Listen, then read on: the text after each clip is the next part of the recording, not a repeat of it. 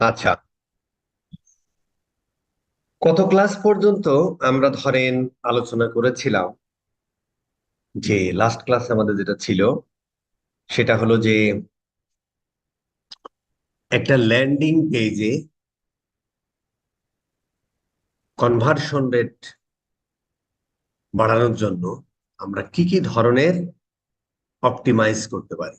সেখানে খুব অনেক কিছু আলোচনা করেছিলাম, এগুলো আর বলা হচ্ছে না, কারণ এটা সার সংখ্যা বলতে গেলেও 10 মিনিট লাগে, তাই না, কত ক্লাসে। যাই হোক, আজকে কি হয় তাহলে সাধারণত ধরো ডিরেক্ট আসুক আর অ্যাড থেকে আসুক আর কোনো সোশ্যাল মিডিয়া থেকে আসুক, সে যে কোনো একটা ওয়েবসাইটে যে কোনো একটা পেজে ল্যান্ড করে। ল্যান্ড করার পরে ধরো সে কোনো একটা প্রোডাক্ট পেজে যায়। তো এই প্রোডাক্ট পেজেরই আমরা মোটামুটি আলোচনা ছিল। আর এরপরে সে কি করে, অ্যাড টু কার্ট করে, তাই না? তো এখানে তেমন কথা থাকে না, এখানে ওই যে ইয়াটিয়া সিটিএ টিটিএ নিয়ে কথাবার্তা থাকবে, যেটা চেক আউটেও থাকবে। দেন হচ্ছে আমরা কি করি সাধারণত, আমরা চেক আউট বা ভিউ পেজে চলে যাই, আমরা চেক আউটে যাই আর কি, বা ভিউ কাটে যাই, যে যেমনই হয়। এটাই হলো আমাদের সেই চেক আউট পেজ। এই জায়গাটা বস আমাদের একটু কথাবার্তা আছে, এবং এটা খুব ইম্পর্টেন্ট আর কি। মানে ল্যান্ডিং পেজ যেমন ইম্পর্টেন্ট, চেক আউট পেজটাও অপটিমাইজেশন করা খুব ইম্পর্টেন্ট ব্যাপার স্যাপার আর কি। আচ্ছা, এখন একটা স্ট্যান্ডার্ড চেক আউট পেজে কি কি থাকা উচিত, কিভাবে থাকা উচিত, সেগুলো নিয়ে আমরা একটু আলোচনা করবো আর কি। হ্যাঁ, এখন চেক আউট পেজ বস বিভিন্ন প্রোডাক্ট, বিভিন্ন সার্ভিস, হুম, বা বিভিন্ন যে সার্ভিস ইন্ডাস্ট্রি, এগুলোর উপর ভেদ করে চেক আউট পেজে মোটামুটি হচ্ছে তোমার ইয়া থাকে। মানে কেউ সিঙ্গেল পেজ চেক আউট করে, কেউ মাল্টি পেজ চেক আউট করে। তো সিঙ্গেল পেজ চেক আউট করলে কি করা দরকার, মাল্টি পেজ যদি চেক আউট হয়, বা মাল্টি স্টেপ বা মাল্টি পেজ, মানে যেমন ধরেন আমরা আমরা যদি এই চেক আউট পেজটা দেখি, তাহলে দেখেন, এবং ও দেখো দারুণ একটা ইয়া দিয়েছে, এটা কিন্তু একটা ভালো জিনিস দিয়েছে। এইটা হচ্ছে যে মানুষ যখন কোনো একটা স্টেপ নেয় যে কোনো কাজের, যে কোনো একটা অ্যাকশন নেওয়ার জন্য মানুষ যখন কোনো মানে স্টেপ নেয়, তখন ওর মাথার মধ্যে একটা প্রবণতা, মানে ব্রেনে একটা প্রবণতা হয় যে কখন এটা শেষ হবে, কখন এটা শেষ হবে, এরকম একটা প্রবণতা তৈরি হয়, সাইকোলজিস্টরা বলতেছে আর কি। তো এটা একটা গুড ওয়ে, যে তুমি একটা প্রোডাক্ট যখন ইয়ে করতেছো, শপিং কার্টে যাচ্ছ, চেক আউট করতেছো, অর্ডার প্লেস করতেছো, তার মানে এখান থেকেও কিন্তু বোঝা যাচ্ছে যে মানে 3টা স্টেপেই শেষ হয়ে যাবে। আর আমরা একটা কথা বলেছিলাম ডে ওয়ান থেকে, যে যে কোনো যে কোনো একটা অ্যাকশন কমপ্লিট হতে 3 বা 4 3 স্টেপ সব থেকে ভালো, 4 স্টেপে যাওয়া ভালো না। কারণ হচ্ছে যে মানুষের ওই পরিমাণ ধৈর্য থাকে না। হ্যাঁ, তো মানে ই কমার্স বিজনেস বলো, বা তুমি বিটুবি বিজনেসের যে কোনো একটা ফর্ম ক্লাবের ক্ষেত্রে স্পেশালি, মানে যখন আমাদের মেন ম্যাক্রো কনভার্সনটা হবে ওই বিজনেসের জন্য, এই ক্ষেত্রে হচ্ছে যে যে কোনো অ্যাকশন ভাই তুমি 3 স্টেপের বা 4 স্টেপের উপরে নিয়ে যাওয়া যাবে না, 3 স্টেপ হলে ভালো। তো এখান থেকে ও একটা ভিজুয়াল পায় যে ও, ঠিক আছে, এরপরের স্টেপে আমি মারবো প্লেস অর্ডার, তাই না? আচ্ছা, যাই হোক, তো এইটা আমরা কি দেখতেছি, এখানে আমরা ধরো আহ এখানে আমরা যে প্রোডাক্টটা ইয়া করেছি তার একটা ডিটেলস পাচ্ছি। হুম, এখানে দেখেন শিপিং কস্ট পাচ্ছি, ট্যাক্স, ভ্যাট, অমুক তমক যদি থাকে সেগুলো দিয়ে দেওয়া উচিত, আমরা আসতেছে একটু আলোচনায়। সো এইখান থেকে ও একটা ইয়া পাচ্ছে, একটা সামারি পেয়ে গেল, তাই না? মোটামুটি একটা সামারি পেয়ে গেল। এরপরে ধরেন এখানে তার যে কয়টা পেমেন্ট মেথড আছে সেগুলোর একটা বর্ণনা দিচ্ছে আর কি, তাই না? এবং এই প্রোডাক্টটা নেওয়ার আগে তার যদি কোনো, মানে এখানে টার্মস এন্ড কন্ডিশন লেখা আছে, কতদিন পরে তুমি রিটার্ন পাবা, যদি খারাপ হয় ভালো হয়, টার্মস এন্ড কন্ডিশনে যেগুলো লেখা থাকে, কয়দিনের মধ্যে তোমার রিটার্ন দিতে হবে, ছেঁড়া ফাটা হলে, এই সমস্ত ব্যাপার স্যাপার এখানে লেখা থাকে, সেটাও একটা ইয়া দেখাচ্ছে। আচ্ছা, এগুলো নিয়ে আমি পরে কথা বলতেছি, পেমেন্ট টেমেন্ট কত থাকা উচিত কেনা উচিত। এই সাইডে লেফট সাইডে আমরা দেখতেছি যে মোটামুটি তোমার সে নাম নিচ্ছে, তারপরে হচ্ছে যে কান্ট্রি বা region Bangladesh by default select করেছে, এটা বাই ডিফল্ট করা উচিত নাকি তার লিখে দেওয়া উচিত, সেগুলো নিয়ে আমরা পরে আলোচনায় আসতেছি। এবং এখানে কোন ডিস্ট্রিক্টে মালটা যাবে, থানা বা পুলিশ স্টেশন, অ্যাড্রেস বা শিপিং অ্যাড্রেস এখানে ইয়া করতে হবে, phone number, email address, additional ইনফরমেশনে আবার নাম চাচ্ছে, এটা আবার ইয়া দেখি কিরে ভাই এখানে নাম নিল, আবার এখানে এডিশনাল ইনফরমেশন নাম নিল, যাই হোক এটাও আবার ম্যান্ডেটরি দেখাচ্ছে। এই ইনফরমেশন গুলো নিচ্ছে, এটা অপশনাল, দিলেও হয় না দিলেও হয়। দেন তুমি প্লেস অর্ডারে ক্লিক করো, তাই না? এটা আমরা যদি এগুলো ইনফরমেশন দিয়ে আমরা যদি প্লেস অর্ডার করি তাহলে আমার অর্ডার হবে। তার মানে এইটাকে আমরা বলছি কি, single page checkout. Single page checkout. Google একটা রিসার্চ করেছে যে তুমি যদি ভাই সিঙ্গেল মাল্টিপেজ মাল্টি স্টেপ বা মাল্টিপেজ চেকআউট থেকে তুমি যদি সিঙ্গেল পেজ চেকআউট করো, তাহলে তোমার কনভার্সন রেট 7.5% বেড়ে যেতে পারে। খুব দামি একটা কথা, যে সিঙ্গেল পেজ চেকআউট তুমি যদি মাল্টিপেজ চেকআউটের থেকে সিঙ্গেল পেজ চেকআউট সেট করো, তাহলে হচ্ছে তোমার কনভার্সন রেট 7.5% বেড়ে যেতে পারে। কে বলছে ভাই? গুগল বলেছে, আমি বলি নাই। আচ্ছা, এখন এখানে প্রশ্ন থাকে, তাহলে কি ভাই আমি আহ মানে সিঙ্গেল পেজ চেকআউটই আমার করতে হবে, মাল্টিপেজ করা যাবে না? এই প্রশ্নের আনসার হলো, এটা ডিপেন্ড করতেছে কোন ধরনের সার্ভিস। ওই ধরনের সার্ভিসের ক্ষেত্রে আপনার যদি আসলে অনেক ইনফরমেশন নিতে হয়, যদি অনেক ইনফরমেশন নিতে হয়, সেই ক্ষেত্রে আসলে আপনার মাল্টিপেজ বা মাল্টি স্টেপ চেকআউট ছাড়া উপায় নাই। তাহলে মাল্টি স্টেপ চেকআউট যদি করি, তাহলে আমাদের কিভাবে অপটিমাইজ করা উচিত, এই কথাগুলো প্রশ্নগুলো থাকে, তাই না? আচ্ছা, তো আমরা যদি সিঙ্গেল পেজের কথা বলি, তাহলে আমরা যেমন ধরেন যে বিটুবি বিজনেস গুলোর ক্ষেত্রে কি হয় দেখেন, বিটুবি বিজনেস গুলোর ক্ষেত্রে দেখবেন যে অনেক মানে লিডটা কোয়ালিফাইড কিনা এইটা যাচাই বাছাই করার জন্য অনেকগুলো এই ফর্মে অনেকগুলো ফিল্ড থাকে। যেমন ধরো তোমার ওয়ার্ক মেল নেয়, কোম্পানি অ্যাড্রেস নেয়, তারপরে হচ্ছে যে তোমার কোম্পানিতে কতজন মানুষ আছে, এইগুলো ইনফরমেশন নেয়। সেইখানে তোমার রোলটা কি, তুমি যে ভাই এটা নিচ্ছ, যেমন আপনি জুম টুম সার্ভিস কিনতে যাবেন বা কোনো ইয়াটা কিনতে যাবেন, মানে বিটুবি বিজনেস এর ক্ষেত্রে দেখবেন তারা আপনাকে, বা গুগলের কোনো সার্ভিস টার্ভিস নিতে যাবেন, গুগল ক্লাউড বলেন, এই সমস্ত সার্ভিস টার্ভিস নিতে যাবেন, দেখবেন ওরা বলে যে ভাই তোমার কোম্পানি, তোমার রোল কি, তোমার ফর্ম ফিল আপের সময় তোমার হচ্ছে যে তোমার কোম্পানিতে কতজন মানুষ আছে, তোমার ইয়ারলি বা মান্থলি রেভিনিউ কত, অথবা আপনি এসএসএল কমার্স, এই বিকাশে যখন পেমেন্ট গেটওয়ে তোমরা যখন ফর্ম নেই, তখন দেখবো ওরা বলে তোমার কোম্পানিটাকে প্রোপাইটারশিপ কোম্পানি নাকি মানে লিমিটেড কোম্পানি, তোমার পার মান্থ কত টাকা রিয়া হতে পারে, হ্যাঁ, এই সমস্ত ইনফরমেশন নেই। তার মানে আমরা সিঙ্গেল স্টেপ এবং মাল্টি স্টেপ বোধ করতে পারি, depends on the service or business, তাই না? এখন সিঙ্গেল স্টেপ চেক আউটের ক্ষেত্রে 7.5%, এটা গুগল রিসার্চ করে বলতেছে যে তোমার কনভার্সন রেট বেড়ে যেতে পারে। তার মানে যে সবসময় আমাকে এটাই করতে হবে, এদিকে আবার অনেক ইনফরমেশন এগুলো সমস্যা।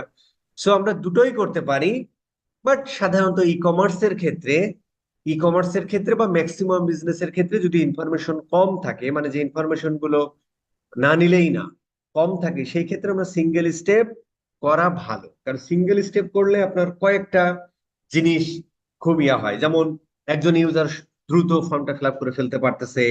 তারপরে যারা হচ্ছে মোবাইল থেকে, যেমন তোমার কত পার্সেন্ট, 76%ই তো তোমার মোবাইল ইউজার, তাই না? তো মোবাইল থেকে আসলে বাটন, মানে মোবাইল থেকে আসলে যখন তোমার first name, last name, user name, বাপের নাম, চোদ্দ গোষ্ঠীর নাম, এই জিনিসগুলো যখন দিতে, তখন একটু বিরক্তির কারণ হয়ে দাঁড়ায়। সো মোবাইল থেকে যারা শপিং করে, হ্যাঁ, মোবাইল শপার যারা, তাদের জন্য এটা একটা সুবিধা হয়ে যায়। আর কথা বোঝা গেছে? এই ধরনের ক্ষেত্রে আমরা হচ্ছে যে মাল্টি সরি সিঙ্গেল স্টেপ ইয়া করা হচ্ছে। আরেকটা প্রবলেম হয় যখন দেখেন যে আমরা বলেছি কি, যে একটা ওয়েবসাইটের বেশি বকবক, একটা ওয়েবসাইটের যখন আমরা একটা পেজের লোড টাইম আমরা কত বলেছি, 3 সেকেন্ডের উপরে গেলেই তোমার কিন্তু কনভার্সন রেট ইয়া হয় আর কি, তাই না? 3 সেকেন্ডের উপরে যাওয়া মুশকিল। সো 3 সেকেন্ড, তার মানে যদি আপনি মাল্টি পেজ বা মাল্টি স্টেপ চেক আউট করেন, তার মানে প্রথম পেজ ফিল আপ করার পরে যখন আপনি নেক্সটে ক্লিক করলেন, তখন কিন্তু আবার তার 3 সেকেন্ড লাগলো ইয়া করতে, মানে আরেকটা পেজ অ্যাপিয়ার হইতে, তাই না? তো এই ক্ষেত্রে কি হচ্ছে, পেজ লোড টাইম এবং একটা কনফিউশনের মধ্যে পড়ে ইউজার, যে এর পরে আসলে কি রে ভাই, কনফিউশন বা একটা ফ্রিকশন তৈরি হয় যে হোয়াট টু নেক্সট, এরপরে কি, তাই না? এরপরে কি করতে হবে? এই ধরনের জিনিসগুলো হয় মাল্টি স্টেপের ক্ষেত্রে। এই জন্য সিঙ্গেল স্টেপ ভালো, অ্যাজ ওয়েল এস 7.5%। তার মানে কি আমরা সিঙ্গেল স্টেপ করবো? Not like that, depend on the service or product. But আমরা চেষ্টা করব সবসময় হচ্ছে যে ইয়া করা আর কি। মানে তোমার কি বলে, যে সিঙ্গেল স্টেপ ইয়া করা ভালো, যে যে ইয়াগুলো বললাম আর কি এই ক্ষেত্রে আর কি। ঠিক আছে। এখন সিঙ্গেল স্টেপ করতে হলে আর এইখানে যত ইনফরমেশন, এখানে যত ইনফরমেশন কম নেওয়া যায় আর কি, হ্যাঁ, যত ইনফরমেশন কম নেওয়া যায়। এখন আপনি বলতে পারেন যে ভাই, এখানে তো আসলে যেমন ও হচ্ছে যে ঢাকা দিছে, তাই না? যেমন ও হচ্ছে যে বাংলাদেশ দিছে, আর হচ্ছে তোমার এখানে ঢাকা সিলেক্ট করেছে, তারপরে আবার পুলিশ স্টেশন দিয়েছে। ভাই আপনি এখানে যখন ও অ্যাড্রেস লিখতেছে, এখন যদি আপনি এখানে এই অ্যাড্রেস শব্দটা না লিখে যদি ফুল অ্যাড্রেস শব্দটা লিখে দেন, তাহলে কিন্তু ও নাম, মানে নাম, বাসা নাম্বার, রোড নাম্বার, অমুক তমক, কোন জায়গা থাকে, পোস্টাল কোড, এভরিথিং কিন্তু মূলত অ্যাড্রেসে দিয়ে যায়। তখন কিন্তু এই দুটো ইনফরমেশন না নিলেও চলে, যদি এটা ফর্মের ক্ষেত্রে একটু প্রবলেম আছে, যে কারণে নিতে পারে না আর কি। এটা যতটা রিডিউস করা যায়। তবে এটা রিডিউস করার নিয়মটা কি?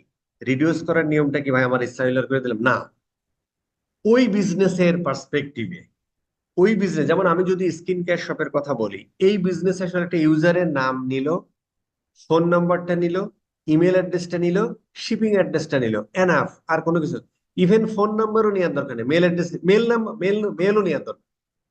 কারণ হচ্ছে যে ই কমার্স বিজনেস যারা ইয়া করে, হ্যাঁ, নিতে পারে, নিতে পারে কেন হচ্ছে যে ইমেল মার্কেটিং এর ক্ষেত্রে করতে পারে, SMS মার্কেটিং এর ফোন নাম্বার নিতে পারে। তার মানে কি, তার নাম, ফোন নাম্বার, ইমেল অ্যাড্রেস আর শিপিং, এই তিনটা ইনফরমেশন নিলে কিন্তু হয়ে যাচ্ছে আর কি, তাই না?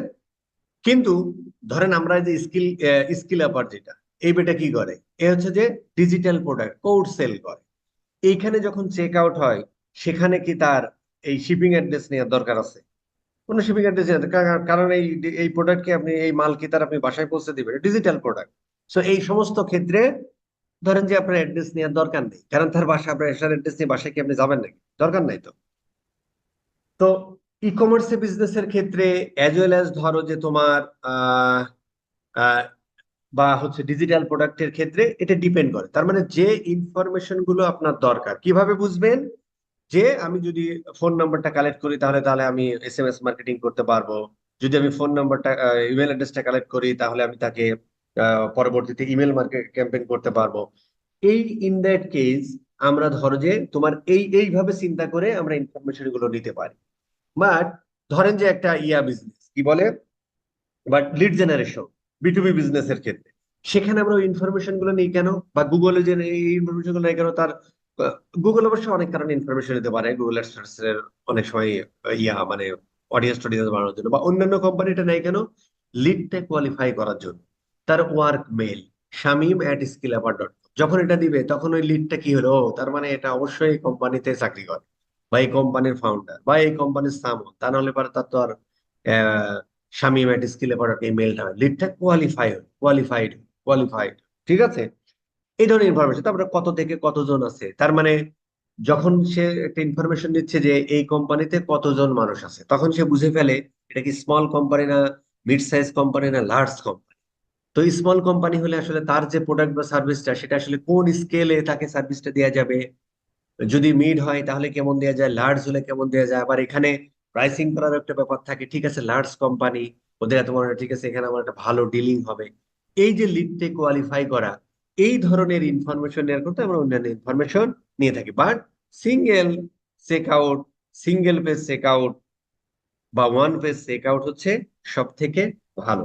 এই বিষয়গুলো বস ইসের ক্ষেত্রে মাথায় রাখতে হয়। এই কথাগুলো মনে হয় আমাদের এখানে লেখা আছে আর কি, হ্যাঁ, যে ওয়ান পেজ চেক আউটের ক্ষেত্রে আচ্ছা, one page check out, multi step check আউটের ক্ষেত্রে যখন হচ্ছে যে তোমার ইয়া হয়, কি বলে, মাল্টি স্টেপ চেক আউটের ক্ষেত্রে যখন হচ্ছে তোমার ডাটা অনেক বেশি নিতে হয়, তখন হচ্ছে তুমি কি করতে পারো, ওই যে আমরা যে ওই মিলার্স ল পড়েছিলাম না গত ক্লাসে, যে ওই যে সেন্সরি মেমোরি, তারপরে হচ্ছে যে শর্ট টার্ম মেমোরি আর ওই লং টার্ম মেমোরি। তো শর্ট টার্ম মেমোরি বা ওয়ার্কিং মেমোরিতে আমরা বলেছিলাম 20 to 30 সেকেন্ড যে টাইম, ওই যে মিলার নামে ভদ্রলোক বলছে 7টা বা 9টার বেশি মানুষ মনে রাখতে পারে না।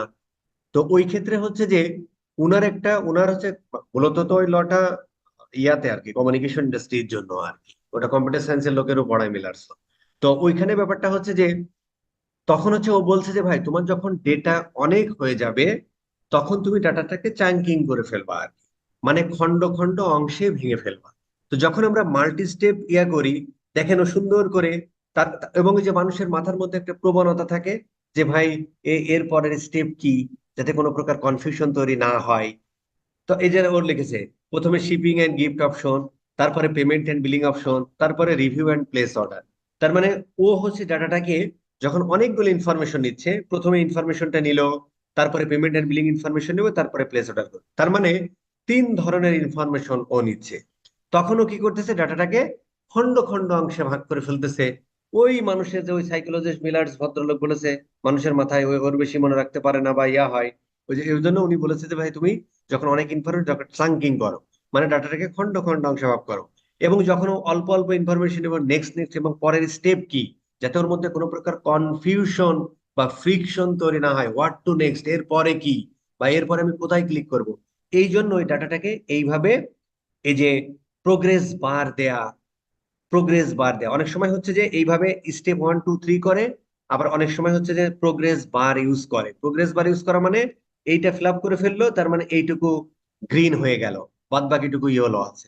এরপরেরটা যখন ফিল আপ করে ফেললো তখন এইটুকু গ্রিন হয়ে গেল, তখন ওর মাথার মধ্যে মানে সাইকোলজিক্যালি ওর মাথার মধ্যে ও তার মানে আরে একটা স্টেপ হলে আমার অর্ডারটা মানে শেষ রে ভাই, এবং ঠিক আছে অর্ডারটা করে ফেলি, এই ধরনের টিয়া হয় আর কি। এবং যখন হচ্ছে যে আমরা ইয়া করি, আচ্ছা কালার টালার নিয়ে তো আমরা কথা বলছি আর কি, বা এখানে যখন ইয়া হয় যে মানে ওই যে রেড কালার আমরা ব্যবহার করি কখন, যখন হচ্ছে আমরা কোনো ওয়ার্নিং টর্নিং দিই। গ্রিন কালার আমরা যখন ও ঠিক আছে এটা শেষ, এটা শেষ, গ্রিন সিগন্যাল, তাই না? ইয়েলো সিগন্যাল মানে কি, যে আহ, এই পথে আর কি, এরকম আর। সো এই যখন প্রোগ্রেস বার ইউজ করা হয় তখন উপরে ওই রকম কালারের ব্যাপার স্যাপার গুলোও থাকে আর কি। এইভাবে হচ্ছে বস আমরা ওয়ান পেজ চেক আউট এবং ইয়া করি। এখন আপনি তাহলে কি করবেন যখন আপনার ক্লায়েন্ট বলতেছে যে ভাই তুমি আমার সিআরও করো, তখন আপনি সুন্দর করে এরকম একটা অর্ডার করতে যাবেন, খুব খেয়াল করে দেখবেন যে এর মধ্যে কোন কোন ইনফরমেশন অতিরিক্ত আছে, বা কোন কোন ইনফরমেশন, যেমন এই জিনিসগুলো একটু বোল্ড করে দিলেও ভালো হয়, দেখতে ভালো লাগে। অথবা যেমন এটা হচ্ছে যে দেখেন এইখানে যতটুকু ইয়া ছাড়ছে, এইখানে তার থেকে একটু ডান সাইডে দেখেন একটু বেশি ছাড়ছে আর কি স্পেসিংটা। সো এটা হচ্ছে যে ওই ইয়াটা ইয়া হয় আর কি, মানে দেখতে একটু ইয়া। সো যখন এখানে যতটুকু ছেড়েছেন এদিকেও ততটুকু একটু ছাড়লেন, এগুলো একটু বোল্ড করে দেন, দেখতে ভালো লাগে। তখন হচ্ছে যে ইয়াটা হয় আর কি, মানে ওই মানুষের এই ফর্ম ফিল আপের ইয়াটা বেড়ে যায় আর কি, বুঝতে পারছেন?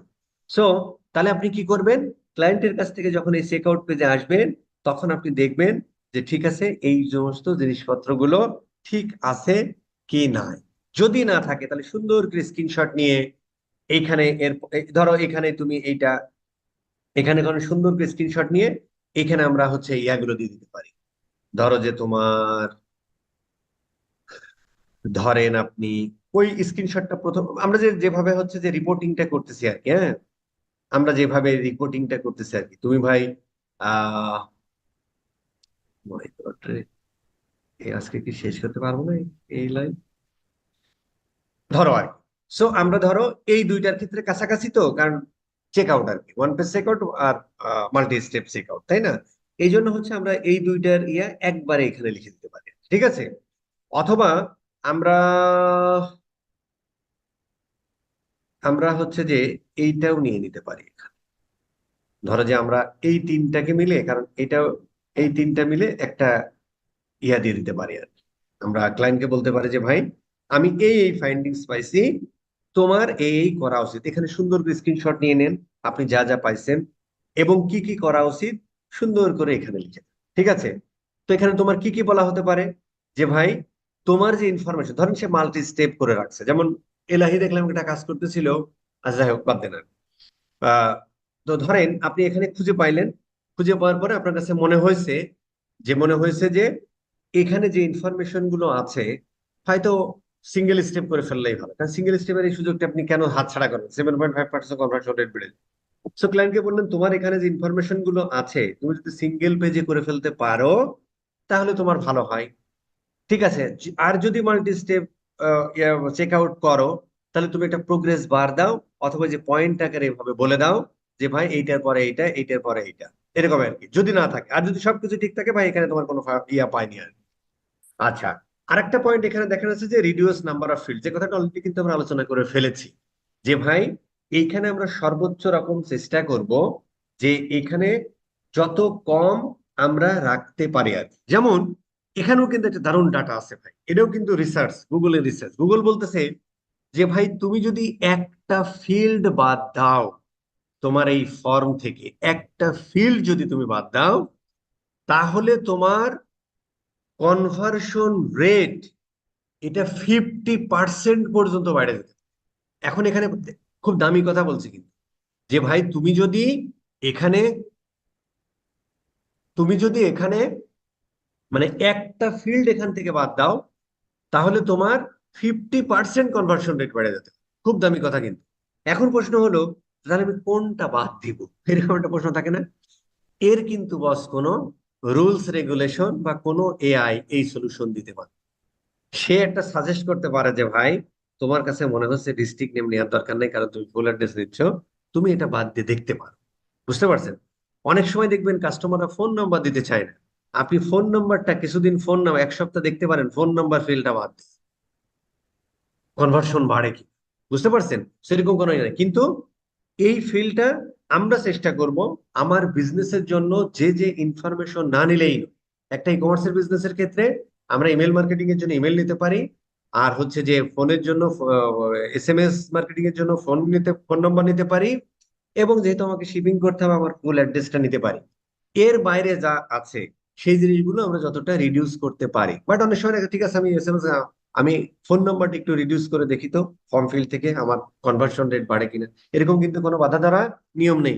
পৃথিবীর কোনো এআই এখনো এটা করতে পারতেছে না, কারণ কাস্টমার বিহেভিয়ার সবসময় লাইভ, সবসময় রিয়েলিস্টিক।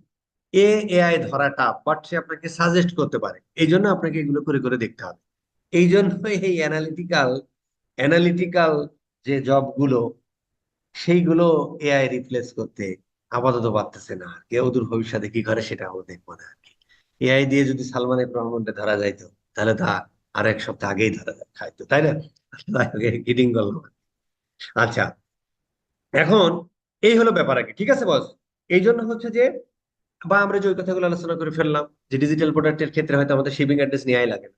তুমি ভাই সফটওয়্যার বিক্রি করো, তোমার শিপিং অ্যাড্রেস দরকার কি? তুমি কি সফটওয়্যার কি বাসায় পাঠাবা নাকি? এরকম আর কি। কথা বুঝতে পারছেন? এই ধরনের ক্ষেত্রে আমরা এই করতে পারি। এখন তুমি যদি মনে করো হ্যাঁ সবকিছু যতটুকু আছে স্ট্যান্ডার্ড, আমরা কিন্তু এখন কি করতেছি ভাই? হাইপোথিসিস। এখন পর্যন্ত আমরা যে পড়াশোনা করতেছি হাইপোথিসিস, এখনো কিন্তু আমরা কোনো ডেটার সহযোগিতা নিই না, যেটা আমরা নেক্সট ক্লাস থেকে নিব, তাই না? তার মানে মনে হচ্ছে স্ট্যান্ডার্ড, এটা করে দেখি আমার কনভার্সনের কি হয়। এরপরে আমরা ডেটা অ্যানালাইসিস করে দেখবো যে আমার এই জায়গাটায় সেই এই ঘটনা ঘটছে, ঠিক আছে এটা বাদ দাও, অথবা এখানে এটা অ্যাড করো, অমুক তমুক এই সমস্ত ব্যাপার। ঠিক আছে বস? সো আমরা হচ্ছে যে এই ফর্ম ফিল্ডে যতটুকু ইনফরমেশন নেওয়া দরকার ততটুকু নিব, নিয়ে আপনি এখানে কিন্তু সুন্দর করে বলে দিতে পারেন যে ভাই তোমার এই ইনফরমেশনটা আমরা বাদ দিয়ে দিতে পারি। তখনই আমরা কি করবো, ঠিক আছে এই ফর্ম ফিল্ডটা বাদ দিতে হবে। আমরা ডেভেলপারকে কল করলাম, team work, CRO is a team work. আমরা ডেভেলপারকে বলবো ভাই এই ফিল্ডটা তুমি 1 সপ্তাহ বাদে দেখো, তারপরে আমরা ডাটা অ্যানালাইসিস করবো, তারপরে আবার দেখবো যে এরপরে আমার কি অবস্থা কনভার্সন রেটে। কথা বোঝা গেছে?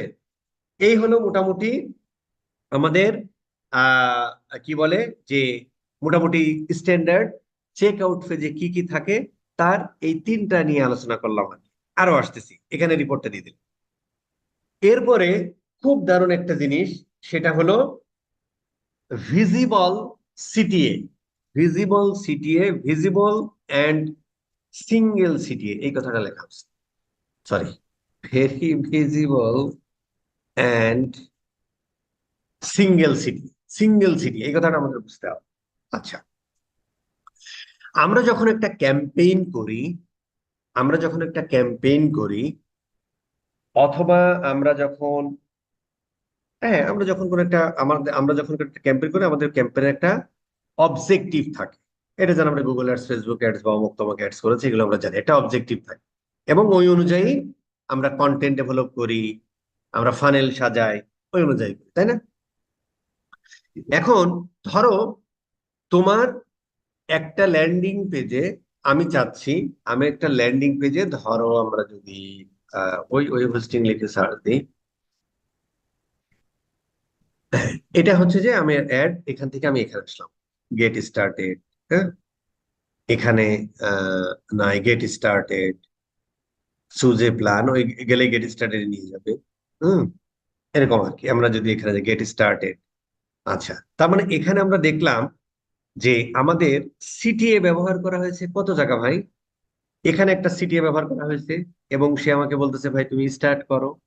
আচ্ছা, এরপরে এসে আমি যখন এখানে মোটিভেট, এখানে আবার বলতেছে গেট স্টার্টেড, এখানে এসে আবার বলতেছে চুজ প্ল্যান, আপনাকে গেট স্টার্টেড এ নিয়ে যাবে। এখানে যদি আপনি ক্লিক করো, তোমাকে আবার বলতেছে কি ভাই, গেট স্টার্টেড। তার মানে আমি সিটিএ বাটন ব্যবহার করেছি তিনটা, সিটিএ ব্যবহার করেছি কয়, এখানে অর্ডার করেছি চারটা সিটিএ ব্যবহার করেছি, পাঁচটা সিটিএ ব্যবহার করেছি, পাঁচটা সিটিএ। কিন্তু it's a single CTA. Single CTA বলছে মানে যে কোনো একটা ল্যান্ডিং পেজে তোমার গোল বা অবজেক্টিভ কিন্তু একটাই। তুমি এখান দ্বারা লিড জেনারেট করতে চাও, তুমি এই ল্যান্ডিং পেজে তুমি প্রোডাক্ট সেল করতে চাও, তুমি এই ইয়া করে এসে সাইন আপ করাতে চাও, তুমি এটা করতে লার্ন মোডে নিতে চাও। এই একটা পেজের মধ্যে সিঙ্গেল সিটিএ মানে এখানে ডিফারেন্ট কোনো কাজ কাজ করানো যাবে না। কাজ করানো যাবে না বলতে, ধরেন আপনি এখানে দিলেন গেট স্টার্টেড, এখানে বললেন যে ঠিক আছে ভাই তুই এটা ব্লক কর, লার্ন মোর। এখানে এসে বললেন যে ঠিক আছে ভাই তুই আমার ফর্মটা ফিল আপ করে দে। এখানে এসে বললেন যে আপনি হচ্ছে, তার মানে কি, একটা পেজের মধ্যে আপনার অবজেক্টিভ মাল্টি, এটা করা যাবে না। কারণ যাতে এক্সপেরিয়েন্সটা ইউজারদের সেম থাকে, সে হয়তো এখানে মোটিভেট হয় নাই, এইটুকু পড়ার পরে সে মোটিভেট হলো, এখানে ক্লিক করার পরে যেন ও প্রোডাক্টটা কিনতে পারে ওই জায়গায় যায়। কিন্তু এখানে আপনি দিয়ে রাখছেন কি, ভাই তুমি আমার একটা ব্লগ পড়ে আসো, ব্লগ পড়ে আসো। কিন্তু আপনার ক্যাম্পেইনের অবজেক্টিভ কি ছিল? সেল জেনারেট করা বা লিড জেনারেট করা। এই জন্য হচ্ছে যে অবজেক্টিভ সেম থাকা, সিঙ্গেল সিটিএ ব্যবহার করা ভেরি ইম্পর্টেন্ট। এবং আরেকটা কথা বলা হয়েছে যে সিটিএটা যখন ব্যবহার করবা, তখন তুমি কি করবা এটা ভাই, ভেরি ভিজিবল সিটিএ। তার মানে আলটিমেট আমার গোল কি ভাই? আলটিমেট গোল ভাই তুই আমার অ্যাড দেখ, তুই আমার ওয়েবসাইটে আস, এবং আইসা তুই আমার প্রোডাক্টটা কেনে। এখন এই যে তুই আমার প্রোডাক্টটা কিনবি, কিভাবে কিনবি? আমারে বললাম, আর মানে আলু পটলের দোকানে গেলাম আর বললাম যে মামা দেন, সেই ইয়া করে আমার বস্তায় ভরে দিল না। তাহলে আমাকে তাকে একটা গাইড করে নিয়ে যেতে হয়। এই যে নেভিগেশন, এই যে গাইডিং, এইটাই হচ্ছে যে আমরা ইউজ করি কি, সিটি এর মাধ্যমে, যে ভাই তুই একটা অ্যাকশন নে। কি অ্যাকশন? গেট স্টার্টেড কর মানে মালটাকে, অথবা অ্যাড টু কার্ট, অথবা চেক আউট, পারচেস কর, প্লেস অর্ডারে ক্লিক কর। এটা আমার মূল ইয়ার কথা, বোঝা গেছে? সো একটা ভিজিবল, ভিজিবল সিটি কেন, ভিজিবল শব্দটা ব্যবহার করা হয়েছে কেন? কারণ হলো যে আপনি সিটিএ বাটন, এটা কিন্তু আমরা পরবর্তী, এটা আমরা হাইপোথিসিস, আমরা পরবর্তীতে কিন্তু ডাটা অ্যানালিসিস করে দেখবো যে সিটিএ বাটনটা আমার কি নিচের দিকে ঠিক ঠিক হয়েছে, নাকি উপরের দিকে দিলেই ভালো হতো, নাকি এই জায়গাটা যে দিইনি এখানে একটা সিটিএ দিলে ভালো হতো। সেটা আমরা ডাটা অ্যানালিসিস করে পরবর্তী ক্লাস থেকে হয়তো দেখবো। আর জানি এই ক্লাস আজকে শেষ করতে পারবো কিনা। যাই হোক, সো ভিজিবল প্লেসে, তার মানে যেখানেই সে মোটিভেট হবে, ওইখান থেকে যেন তোমার যে মেন অবজেক্টিভ সেটা সে অ্যাকশন নিতে পারে। ওই কারণে আমরা কল টু অ্যাকশন বাটনটা ভেরি ভিজিবল প্লেসে রাখবো। এরপর তো ওটা অ্যাড্রেস দেবো যে আমার মাউস গুলো কোথায় নড়াচড়া করে, যাতে সেই জায়গাটা আমরা সিটিএটা রাখতে পারি। দেখা যাচ্ছে এমন একটা জায়গায় আপনি সিটিএ রাখছেন, মানে আহ, ওই বগলের নিচে কান বসাই দিচ্ছেন ভাই, তো এখন কানে শুনতে গেলে হাত উঁচু করা লাগে, তাইলে তো হইব না, তাই না? তো সিটি এটা রাখতে হবে যে জায়গাটা, যেমন এখানে এই কথাগুলো লেখার পরে এখানে একটা ইমেজ দিলেন, এখানে আমাদের একটা সুন্দর দিলেন, এর পরে দেখেন ভেরি ভিজিবল প্লেসে সিটিএ, ভেরি ভিজিবল প্লেসে সিটিএ, যাতে সে অ্যাকশনটা নিতে পারে। এখন প্রশ্ন হলো যে, তাহলে আমরা বুঝে গেলাম যে একটা সিঙ্গেল সিটি ব্যবহার করা, যা যেখানে আমাদের মাল্টি পারপাস থাকবে না, একটাই আমাদের অবজেক্টিভ। আপনি সিটিএ বাটন 10 জায়গায় ব্যবহার করেন, সেটা ডিপেন্ড করতেছে আপনার ল্যান্ডিং পেজটা কত বড়। যেমন এই ল্যান্ডিং পেজটা অনেক বড়, যদি ছোট ল্যান্ডিং পেজ হয় আপনি একটাই ব্যবহার করেন। যদি এর থেকে আর একটু বড় হয়, আপনি হচ্ছে যে মাঝারি মাপের দুইটা সিটিএ ব্যবহার করেন। এরপর আমরা অ্যানালাইসিস করে দেখবো যে আমার এই পেজে আসলে কতজন, মানে 100 জন মানুষ হলে কতজন আমার হচ্ছে যে, মানে কত পার্সেন্ট পর্যন্ত সে স্ক্রলিং করে। তো আমি স্ক্রলিং করে দেখলাম সে 30% স্ক্রলিং করে, তাহলে আমার সিটিএ বাটন এই নিচের দিকে দিয়ে লাভ আছে? তাহলে সিটিএ বাটন আমাদের কি করা উচিত? নিশ্চয়ই সামনের দিকে রাখা উচিত, যাতে এইটুকু দেখে সে একটা অ্যাকশন নিয়ে নিতে পারে। কিন্তু আপনি কি করলেন, সিটিএ বাটন প্রথম 30% স্ক্রল করার পরে দেয়নি নাই। তার মানে ওই আর 90 জন মানুষ 30%-এর নিচে নামেই না। তো তাহলে আপনি সিঙ্গেল সিটিএ দিয়ে রাখছেন কোথায়? এখানে। তার মানে এই সারা জীবনেও কি সিটিএ বাটনে ক্লিক হবে? হবে না। সো এইগুলো আমরা পরবর্তীতে ডাটা অ্যানালাইসিস করে দেখবো। আর এখন যেটা আমরা করতেছি কি, হাইপোথিসিস। আচ্ছা, এখন প্রশ্ন হলো, তাহলে আমরা বুঝলাম যে একটা ভিজিবল সিটি হতে হবে এবং সিঙ্গেল সিটি হতে হবে। এখন কিভাবে একটা সিটি এটা ভিজিবল হয়? কি কি বৈশিষ্ট্য থাকলে ওই সিটিএটাকে আমরা বলতে পারি যে একটা ভেরি ভিজিবল সিটিএ, বা হচ্ছে যে এই সিটিএ দিয়ে কাজ? এর মধ্যে আমাদের মাথায় রাখতে হবে যে তুমি যে সিটিএটা ব্যবহার করছো, এই সিটিএ বাটনের, এখানে তুমি একটা বাটন ব্যবহার করেছো, একটা বাটন, এই বাটনের একটা সাইজ আছে, এই বাটনের ব্যাকগ্রাউন্ডে এই বাটনের একটা কালার আছে, এই বাটনের মধ্যে একটা টেক্সট আছে, এই টেক্সটটা বোল্ড নাকি ইটালিক নাকি নিচে হচ্ছে যে আন্ডারলাইন করা। সো এই বিষয়গুলোর উপর ভিত্তি করে এখানে যে ফন্টটা ব্যবহার করেছো সেটা কেমন, এইগুলো কন্ট্রাস্ট করতে হয়। কি কন্ট্রাস্ট মানে কি? কন্টেস্ট না, কন্ট্রাস্ট। কন্ট্রাস্ট মানে কি? তুমি তোমার ওয়েবসাইটে, আমরা যখন ইসের ক্ষেত্রে পড়েছি যে একটা বিজনেস একটা দুইটা বা তিনটা সর্বোচ্চ কালার ব্যবহার করতে পারে তার ব্র্যান্ড কালার হিসেবে, তাই না? ডিপেন্ড অন দা কিসের উপরে ভাই? ডিপেন্ড অন যে ওই বিজনেসটা কোন ধরনের সার্ভিস দেয়। তো সেই ধরনের সার্ভিসের যেমন ওই যে আমরা বলেছিলাম যে গ্রিন কালারটা সাধারণত ব্যবহার করে যে সতেজতা, খাবার দাবার, এই সমস্ত এই যে এখানে লেখা আছে আমরা যেটা পড়েছিলাম, তাই না? এই যে এখানে আমরা বলেছিলাম আর কি যে গ্রিন কালার গুলো কোন ধরনের বিজনেসের ক্ষেত্রে? নেচার, হেলথ, হ্যাঁ, সেফটি, লয়্যালটি, প্রসপারিটি, এই ধরনের যদি তোমার সার্ভিস হয় বা এই ধরনের যদি এই ক্যাটাগরি যদি বিজনেস হয়, সেই সমস্ত ক্ষেত্রে তোমার ব্র্যান্ড কালার কি হতে পারে? ব্র্যান্ড কালার গ্রিন হতে পারে, ধরো। তো নিশ্চয় এই কোম্পানি যখন কোন একটা, এই কোম্পানি সেট আপের সময় তো তার ব্র্যান্ড ম্যানেজার কিন্তু এই ব্র্যান্ড কালার কি হবে, ব্র্যান্ডের গাইডলাইন কি হবে, এগুলো তৈরি করে ফেলেছে। এখন আপনি এজ এ সিআর এক্সপার্ট ওই কাজগুলো তো করাই হয়ে গেছে। এজ এ সিআর এক্সপার্ট কিন্তু এই কালার কি হবে, এর ব্র্যান্ডের কালার কি হবে, এইটার জন্য আপনি কিন্তু রেসপন্সিবল না ভাই। ধরো তারা করে ফেলেছে। এখন এই এই কোম্পানির যে কালারটা একটা বা দুইটা বা তিনটা যাই ব্যবহার করুক না কেন, আপনি যখন সিটিএ ব্যবহার করবেন ওই কালারের সাথে কন্ট্রাস্ট হয়, ওই কালারের সাথে কন্ট্রাস্ট হয়। এই কথাগুলো কিন্তু আমি গত ক্লাসে বলেছিলাম। কন্ট্রাস্ট হওয়া মানে কি? যেমন রেডের সাথে কন্ট্রাস্ট কালার গ্রিন, এই ভায়োলেট ব্লুর সাথে কন্ট্রাস্ট কালার ইয়েলো অরেঞ্জ। ঠিক আছে? ঠিক আছে, আবার এর পাশাপাশি গুলো হতে পারে ভায়োলেটের সাথে ইয়েলো, এই যে এইটার সাথে হচ্ছে কন্ট্রাস্ট কালার, তাই না? এখানে দেখেন কন্ট্রাস্ট কালার গুলো, আবার যে আমরা ইয়াগুলো দেখেছিলাম আর কি, তাই না? আমরা যখন হচ্ছে যে ইয়া নিয়ে পড়েছিলাম আর কি, এরকম আর কি, হ্যাঁ। আমরা যে টারশিয়ারি কালার, অ্যানালজিক্যাল কালার, অমুক তমক কালার টালার গুলো পড়ছিলাম না, যে তুমি পাশাপাশি তিনটা নিয়ে বানাইতে পারো কাছাকাছি কালার।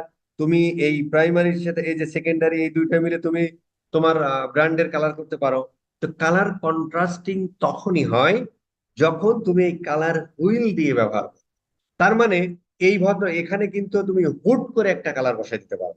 সিটিএতে কি কালার বসাবে, দেখবে যে ওর মেন ব্র্যান্ড কালার কি, তাহলে ওই কালারের সাথে কন্ট্রাস্ট করে কোনটা, সেই ধরনের কালার ইউজ করে সিটিএ দিতে হবে। তবে সিটিএ এর ক্ষেত্রে বড় বড় প্লেয়াররা বলে, বা এটা হয় ওই যে হিউম্যান সাইকোলজি, মানে সাইকোলজি মাথার মধ্যে দেখেন না, ওই যে এড়ে গরু আছে না, ষাঁড়ের সামনে লাল ড্রেস পরে গেলে সে একটা দাবরানি দেয় না ভাই? গ্রামগঞ্জের পোলা যারা বা মেয়ে যারা আছেন তারা জানেন, আমি যেমন গ্রামগঞ্জের, আমি জানি। এটা কেন? কারণ ওর ব্রেনের মধ্যে একটা উত্তেজনা তৈরি হয়, এটা মানুষের ব্রেনের মধ্যে সেম ঘটনা ঘটে।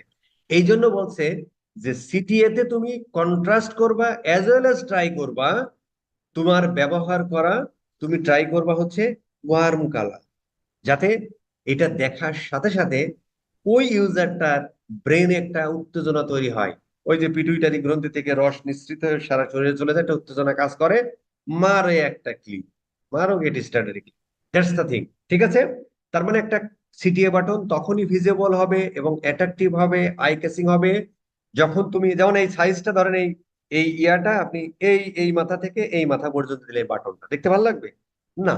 তারপরে একটা বাটনের সাইজ, বাটনের সাইজ অনুযায়ী ওর ভিতরে যে টেক্সট ব্যবহার করতেছেন সেটার সাইজ, সেটাকে একটু ইটালিক করবেন নাই বোল্ড করবেন, সেটার একটা ব্যাপার থাকে, এবং এই বাটনের কালারটা থাকে।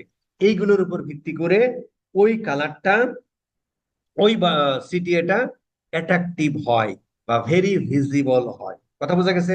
তার মানে আপনাকে খেয়াল রাখতে হবে যে ভিজিবল সিটিএ লেখা দিলে, ডেভেলপার তো বুঝবে না ভাই ভিজিবল সিটিএ, তাকে বলবেন যে ভাই তুমি এই ফন্টটা ব্যবহার করো, তুমি এই যখন আপনাকে করে দেখেন তো ঠিক আছে কিনা ভাই, এই বাটনটা যে বড় হয়েছে এর সাথে যদি একটু আর একটু বড় করে দিতেন ইয়াটা, অথবা বোল্ড করে দিতেন তাহলে ভালো হতো। অথবা আমাদের ব্র্যান্ড কালার এটা ভাই, এর সাথে কি আমরা এই ওয়ান কালার থেকে ভাই দেখেন তো আমাদের সাথে তো এই কালারটা কন্ট্রাস্ট হয়, এই কালারটা আমরা ইউজ করতে পারি কিনা, কারণ আপনি জানেন, ডেভেলপার তো জানেন।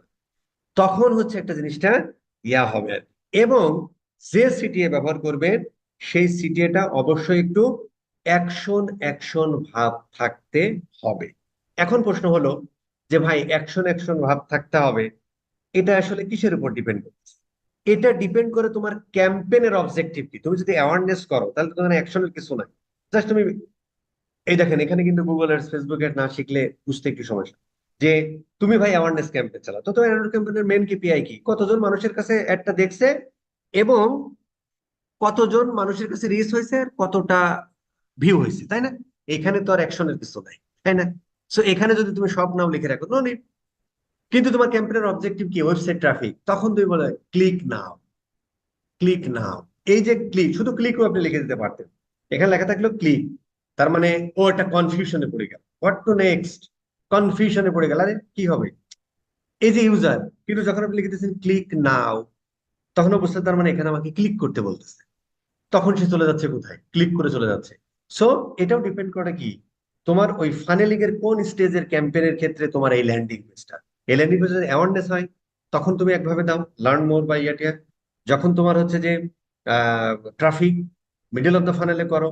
আর যখন তুমি মেন তোমার অবজেক্টিভ সেলস অথবা লিড জেনারেশন, তখন তুমি যেমন ডাউনলোড নাও, ক্লিক নাও, সব লিখে রাখলেন।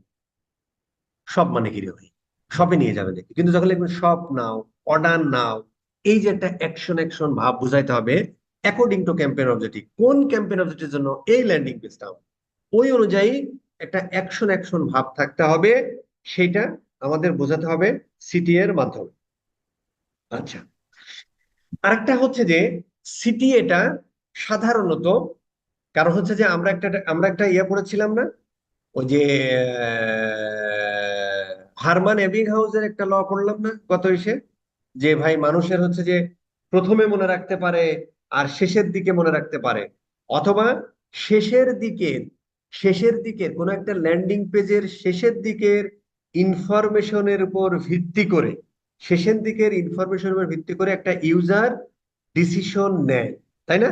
একটা ইউজার ডিসিশন নেয় শেষের দিকের ইনফরমেশনের উপর ভিত্তি করে। তাহলে আমাদের সিটিএ বাটনটা রাখা উচিত প্রথমেই এবং শেষের দিকে অবশ্যই।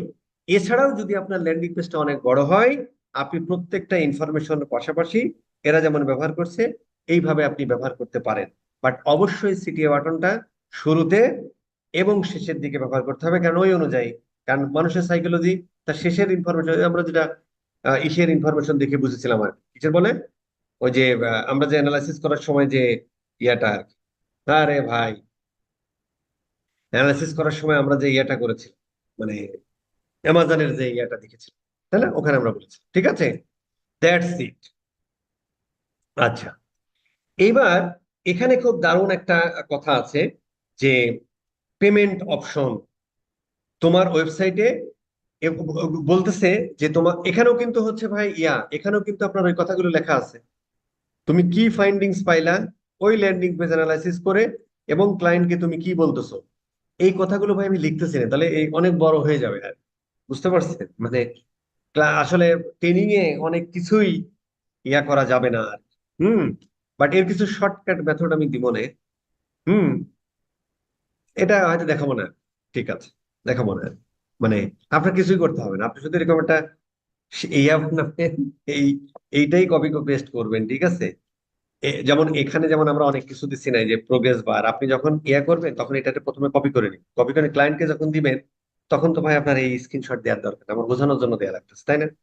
এখানে যেমন দেয়া লাগেনি, এখানেও দেয়া লাগেনি, এখানে আপনি সুন্দর করে ভিজিবল সিটি এখানে আমরা দিইনি, এখানে এইগুলো তো তোমার দেওয়ার দরকার নেই, তাই না? তখন আপনি এখানে কি ফাইন্ডিংস পাচ্ছেন সেটা লিখবেন। বাট এটার আমি বলবো না কি কি করতে হয় আর কি। বা এটা শর্টকাট, আপনার কিছুই করতে হবে না, আপনি শুধু কপি আর পেস্ট করে দিবেন। বাট এই জিনিসগুলো আমাদের বুঝতে হচ্ছে কেন? আমাদের বুঝতে হচ্ছে এই কারণে, কিছু জিনিস লিখতেও হবে, এই জিনিসগুলো আমাদের বুঝতে হচ্ছে এই কারণে, কারণ যদি আপনি এটা না বুঝেন তাহলে ভাই ধরেন এআই দিয়েও যদি লেখাই নেন আপনি কিন্তু, যেমন ধরেন আপনি কি কি ফাইন্ডিংস হয়েছে এটাকে আপনি যদি চ্যাট জিপিটিকে বলেন, চ্যাট জিপিটিও কিন্তু আপনাকে এটা কি কি ইমপ্লিমেন্ট করতে হবে সাজেস্ট, ঠিক আছে? কিন্তু ওই যে চ্যাট জিপিটি আপনাকে সাজেস্ট করলো এটা আমি দেখা মনে পড়ে, মানে কোন একটা রিয়েলিস্টিক ডাটা দিতে হবে, আর তাহলে ও মানে ইনফরমেশনটা ভালো দেয়। এটা আমি আপাতত এখন রাখতেছি না, কারণ আমার কোনো রিয়েলিস্টিক ইনফরমেশন নাই বা দিতেও পারতেছি না। পরে দেখবো না। তো সেইটা যে যা যা ইমপ্লিমেন্ট করতে বলতেছে সার্টিফিকেট, সেটাও যাতে আপনি মানে বুঝতে পারেন যে ঠিক আছে কি নাই, ঠিক আছে আপনার কালার কন্ট্রাস্টের সাথে ওর কালার কন্ট্রাস্ট ঠিক আছে কি না আছে কথাবার্তা, এই জন্য আমরা এই কথাগুলো এত বক বক করতেছি আর কি। কথা বোঝা গেছে? আচ্ছা, একটা রিসার্চ বলতেছে যে ভাই তোমার যদি পেমেন্ট অপশন,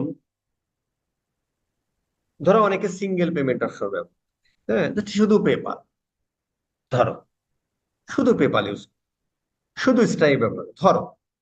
তো গুগলের ডাটা বলতেছে, এটা গুগলের ডাটা কি আমি জানি না ভাই, কোন এক জায়গা থেকে পাইছি আর কি, ডাটা বলতেছে, বাট কোন রিসার্চ ফার্ম এগুলো, আমি কিন্তু যে ডাটাগুলো বলতেছে একটা কিন্তু ফার্ম না কিন্তু ভাই, একটা লোক যদি বলতে পারেন যে ভাই আপনার কথা ভুল আছে, ঠিক আছে, আমি খুশি হব যদি বলতে পারেন আর।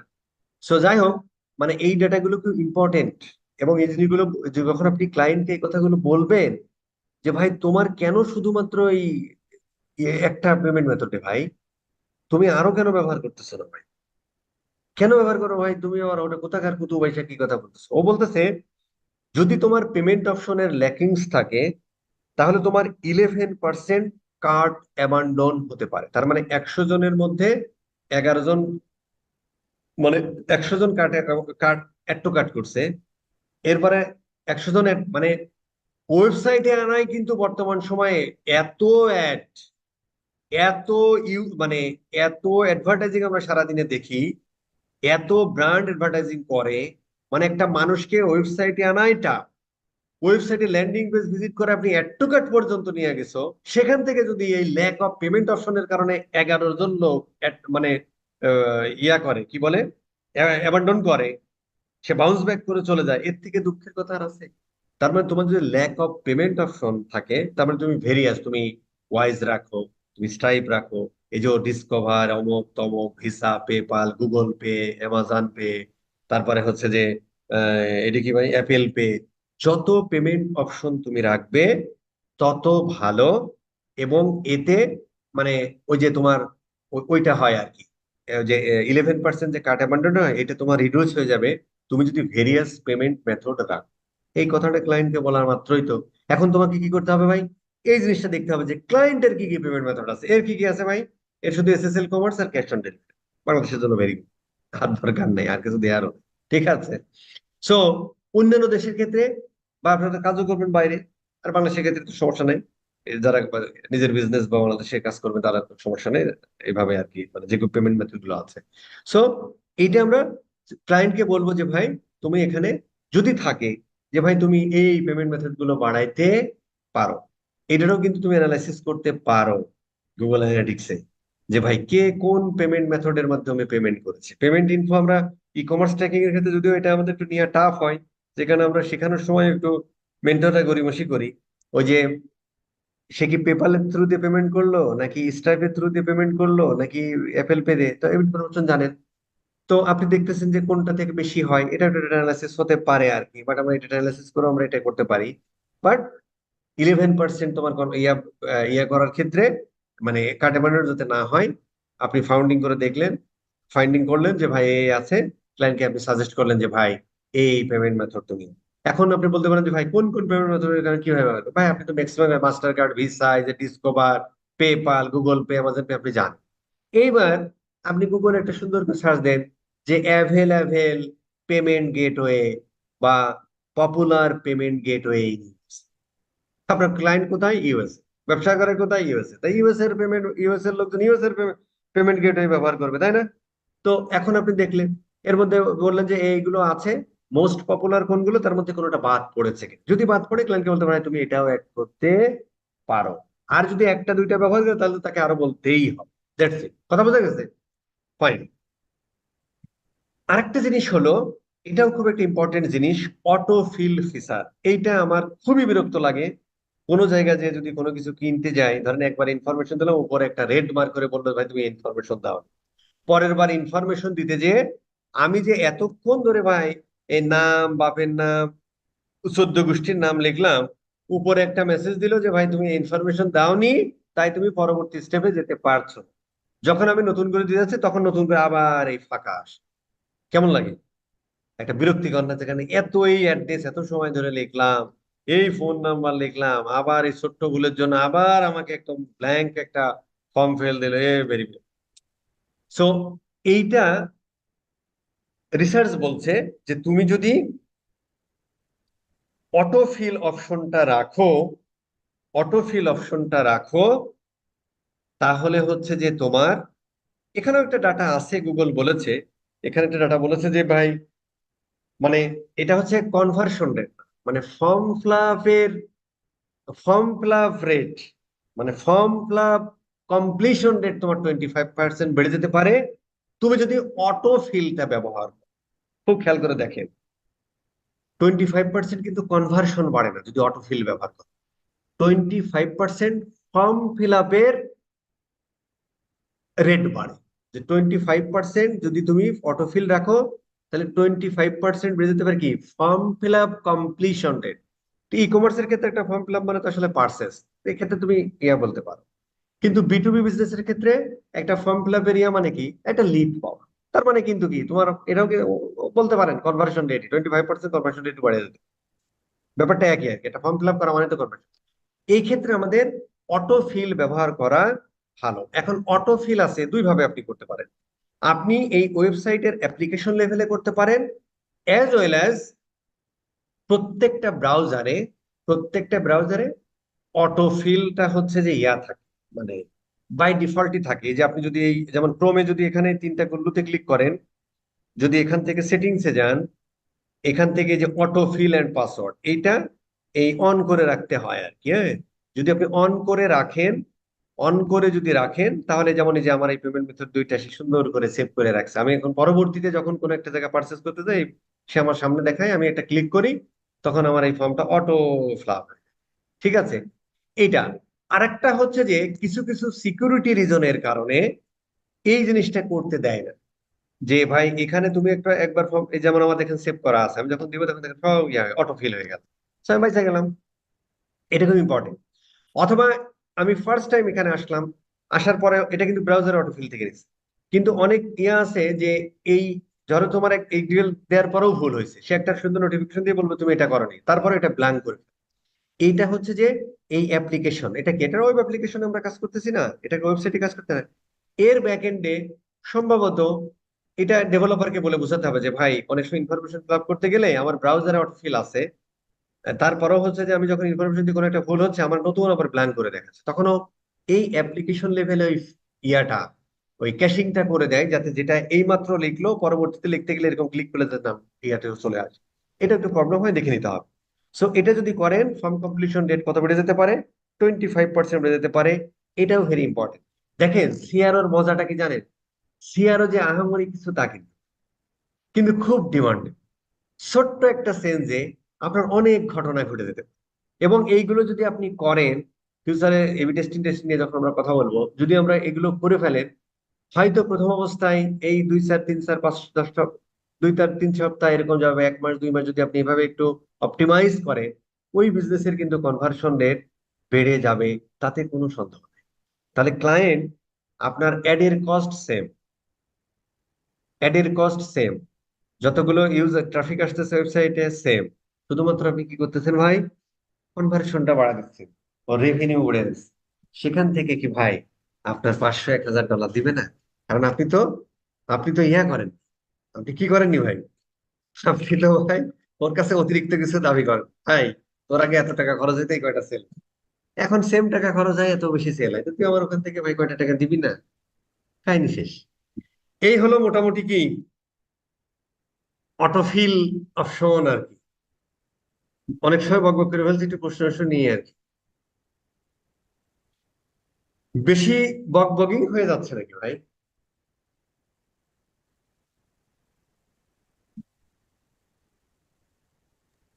হ্যালো।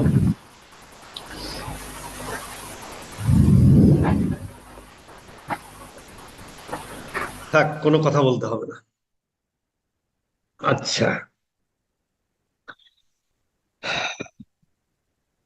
আচ্ছা। ও, অটোফিলের একটা কথা মনে ভুলে গেছি। অটোফিলের একটা হচ্ছে যে অটোফিল ওই লেভেলে, আর একটা হচ্ছে যে একটা কথা ভুলে গেছি, এটা দেখে মনে হলো। এই যে আমরা যেমন ধরেন এটাও একটা অটোফিলের অংশ। যেমন ধরেন সিলেক্ট ইয়া, তো এখানে সে লিখতে পারতো, অ্যাজ ওয়েল অ্যাজ আপনি একটা ড্রপ ডাউন সিলেক্ট করে লিখে দিচ্ছেন পরীক্ষা। এটাও কিন্তু একটা অটোফিলের পার্ট।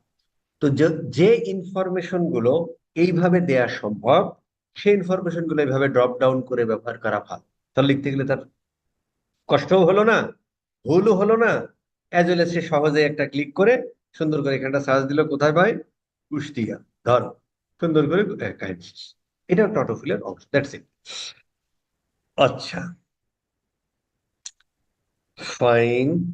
আচ্ছা, সিকিউরিটি ব্যাজ, এটা খুব ইম্পর্টেন্ট ঠিক।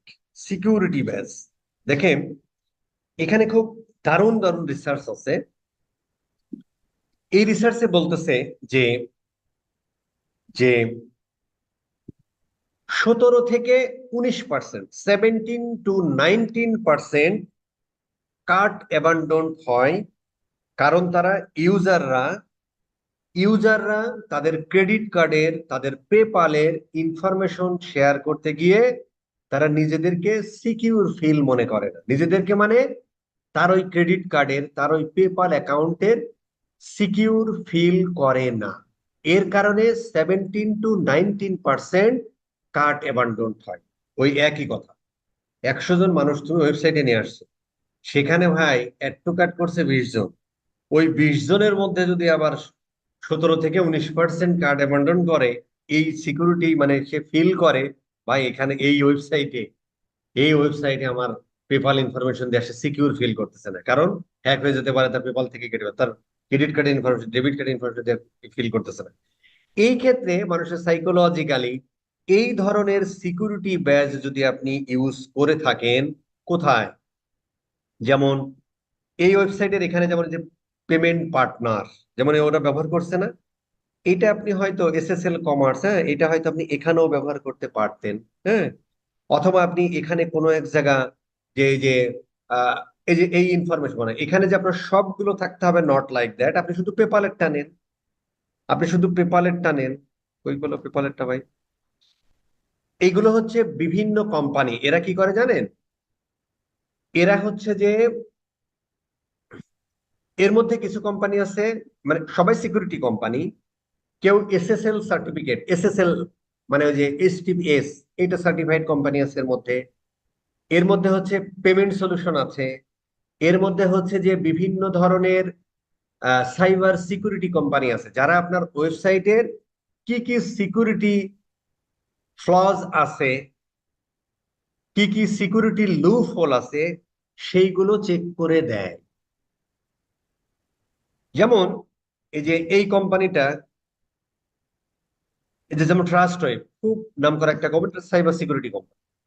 এদের কাজ হলো পৃথিবীর বড় বড় কোম্পানি, যেমন ব্যাংকিং কোম্পানি, যেখানে টাকা পয়সার লেনদেন, ওরা ব্যাংকিং যে ওয়েবসাইট গুলো আছে, পেমেন্ট গেটওয়ে গুলো আছে, এই সমস্ত বিজনেসের তারা হচ্ছে ওয়েব অ্যাপ্লিকেশন সিকিউরিটি দেয়, web web security, server security, app security, এই ধরনের ইয়া নিয়ে কাজ করে। ওরা বিভিন্ন ধরনের পেনিট্রেশন টেস্টিং করে বলে যে তুমি এখানে একটা ফর্ম ব্যবহার করেছো, এই ফর্মের এই প্রবলেমের কারণে সামওয়ান হ্যাক করে তোমার এখানে লগ ইন করে ফেলতে পারে। এই ধরনের সিকিউরিটি সলিউশন দেয়। সো এদের কাছ থেকে অ্যাকাউন্ট নিতে হয় আর কি। হ্যাঁ, তারপরে তুমি এটা ব্যবহার করতে পারো, তুমি এটা কপি করেও ব্যবহার করতে পারো, সেই ক্ষেত্রে তোমার নামে কেস ফেস হয়ে যেতে পারে। ঠিক আছে, ম্যাকফিক এই জিনিস আমরা সবাই জানি। এছাড়াও ধরো তোমার পেপাল ভেরিফাইড আছে, হ্যাঁ, পেপালের লোগোটা আমরা পাচ্ছি না, ধরুন আপনি সার্চ দিয়ে আর কি, পেপাল, পেপাল ভেরিফাইড, ইয়েস, বা লোগো যেটাই দাও, এই যে এরকম আর পেপাল ভেরিফাইড, হ্যাঁ। এই সমস্ত জিনিসগুলো চেক আউট পেজের কোনো এক জায়গায়, এটা ইউএক্স ইউআই অনুযায়ী, বাট সাধারণত যেখানে পেমেন্ট ইনফো, যেমন এই জিনিসটা আপনার পেমেন্ট করতে যাচ্ছে কোথায়, এখানে। তাহলে পেমেন্ট যখন আপনি যদি এই জিনিসটা এই এই কর্নারে ব্যবহার করে রাখেন, এই এই এই ইমেজটা, তাহলে ভাই জিনিসটা কি ইয়া হইলো, হইলো না তো। এই জন্য এই সমস্ত ইনফরমেশন গুলো যেখানে আপনার চেক আউট হচ্ছে, পেমেন্ট ইনফরমেশনের পর পরই যদি এই ধরনের ভেরিফাইড সাইন যে কোনো একটা ব্যবহার করেন, কোনো অসুবিধা নেই, বা দুইটা ব্যবহার করেন, কোনো অসুবিধা নেই, কিন্তু সবগুলো আবার ব্যবহার করতে গেলে এর জন্য আবার আলাদা চেক আউট পেজ করতে হবে, বাস এতগুলো যদি ব্যবহার, যে কোনো একটা ব্যবহার আমরা করতে পারি, তখন হচ্ছে ওর একটা ট্রাস্টনেস তৈরি হয় যে ও আচ্ছা, তার মানে এখানে আমি পেমেন্ট করলে আমার কোনো ইয়া হবে না আর কি। তাহলে আপনি বাঁচবেন কিসে? 17 থেকে 19% কার্ট অ্যাবান্ডন রেট। কার্ট, কিন্তু কার্ট অ্যাবান্ডন রেট নিয়ে কথা বলতেছি, খুব ভেরি মানে ইম্পর্টেন্ট কথা কিন্তু, আর মানে একটা ওয়েবসাইটে ইউজার নিয়ে আসছে বা একটা ক্যাম্পেইন চালাবে, চলে আসবে, অসুবিধা নেই। তাকে কার্ট পর্যন্ত আনা কিন্তু খুব কষ্টের কাজ। আর ওই কার্ট থেকে যদি কেউ আবার চলে যায়, সেটা কিন্তু আরো কষ্টের কাজ। ঠিক আছে? সো এই জিনিসগুলো যদি তুমি ব্যবহার করো, তাহলে তুমি এটা থেকে বাঁচবা। আচ্ছা, কিরে ভাই আজকে শেষ হচ্ছে না কেন? এত বড় কেন? মানে খুব ইয়া হচ্ছে নাকি? ক্লাস কি ভাল লাগতেছে নাকি বেশি বক বক? শোনেন, যে কোনো না ভাই, মানে চালান। যখন আপনি মার্কেটিং স্ট্র্যাটেজি নিয়ে কাজ করবেন, মার্কেটিং ব্র্যান্ডিং নিয়ে কাজ করবেন, এই সমস্ত ট্রেনিং এ সব সময় হচ্ছে বক বক বেশি হবে। এটা ট্রু থিং কিন্তু, কারণ স্ট্র্যাটেজি নিয়ে কথা মানা বলাই মানে সেখানে আপনার বক বগানি বেশি হবে। তা নাহলে পরে আপনি স্ট্র্যাটেজি ডেভেলপ করবেন কিভাবে, কোন অ্যাঙ্গেল থেকে ইয়া করতে হবে, ব্যাপারটা তাই না? এখানে তো প্র্যাকটিক্যালি আর সিআরও করছে, প্র্যাকটিক্যালি আপনার কাজ করা খুবই কম। আপনাকে মূলত স্ট্র্যাটেজি ডেভেলপ করে দেওয়াই আপনার কাজ, কারণ সিআরও মানে একটা স্ট্র্যাটেজি। সিআরও মানে কি? কতগুলো স্ট্র্যাটেজি, যেটা তোমার কনভার্সন রেট ইয়ে করে। এখন সিআরও স্পেশালিস্ট, সিআরও এক্সপার্টের কাজ হলো কতগুলো স্ট্র্যাটেজি দেয়া, অ্যানালাইসিস করে, যাতে তার কনভার্সন রেট বাড়ে। আর স্ট্র্যাটেজি মানেই বকো, পৃথিবীর যে কোনো স্ট্র্যাটেজি, কাল ট্রেনিং এ ব্র্যান্ড নিয়ে, মানে মার্কেটিং পয়েন্ট অফ ভিউ থেকে স্ট্র্যাটেজি, মার্কেটিং স্ট্র্যাটেজি, ব্র্যান্ডিং, এই ধরনের কথাবার্তা মানে বেশি এই বক বক। বিরক্ত হয়েছেন কে কে, দেখি শুনি। হ্যালো, আপনারা কি ঘুমা গেছেন নাকি ভাই? না ভাইয়া ঘুমাইতেছি। জি ভাই আছি। আসি আসি আসি আসি। বেশি ইয়া হচ্ছে মানে 7,500 টাকা লস এরকম মনে হচ্ছে। না না ভাইয়া, এরকম কিছু। রেসপন্স কই? এই মনোযোগ দিয়ে তথ্যগুলো শুনতেছি। আপনারা আগে থেকে জানেন এরকম, যে কারণে মজা পাচ্ছেন না? না না না না না, ভাইয়া, এই ফার্স্ট ওরকম টাইম। কিছু না। ফার্স্ট টাইম তো ভাইয়া, অনেক কিছু হ্যাঁ, মাথায় সবাই ঢুকতেছে, জিনিসগুলো অনেক খতম কিছু করার চেষ্টা মাথার উপরে করতেছে আর কি। যাচ্ছে। আচ্ছা,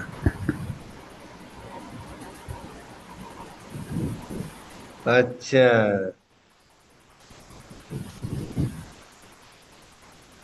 এখনো এত ক্যারে ভাই? না, আজকে আর পড়াবো না। হুম, হুম, হুম, হুম, হুম। জি ভাইয়া, সবাই একটু ডাকাত ধরতে ব্যস্ত। এটা সেটা বড় ব্যাপার না, বড় ব্যাপার হলো এটা ইয়ে আছে তো, মানে মোমেন্টাম ইয়া, মোমেন্টাম। মানে ইয়ার ব্যাপারটা হচ্ছে ধরেন যে, মানে এটা একটা ইন্টারেক্টিভ ক্লাস না, লাইভ ক্লাস, মানে কি আপনি কি রেকর্ড ক্লাস করছেন? আপনাদের একটা, আপনারা যে মজা পাচ্ছেন সেটা আমাকে বুঝতে হবে না, নাহলে ক্লাস নিতে মন চায়। এই আর কি। আচ্ছা, সমস্যা নেই, আমরা ধরো এতটুকু পর্যন্ত পড়লাম। আমরা নেক্সট ক্লাসে বা বাকি ইয়াগুলো শেষ করব। এই তো শুক্রবার নেক্সট ক্লাসে আমরা ইয়া শেষ করব। আপাতত এইটুকুই থাক আর কি, নাকি? এই আর আচ্ছা কি। ভাইয়া।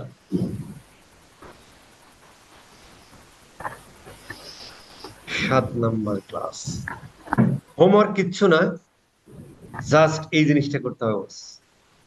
আপনাকে এই হোমওয়ার্ক জমা দিচ্ছিলেন, লাস্ট হোমওয়ার্ক, নাকি সরকার বিতাড়িত করে ব্যাস?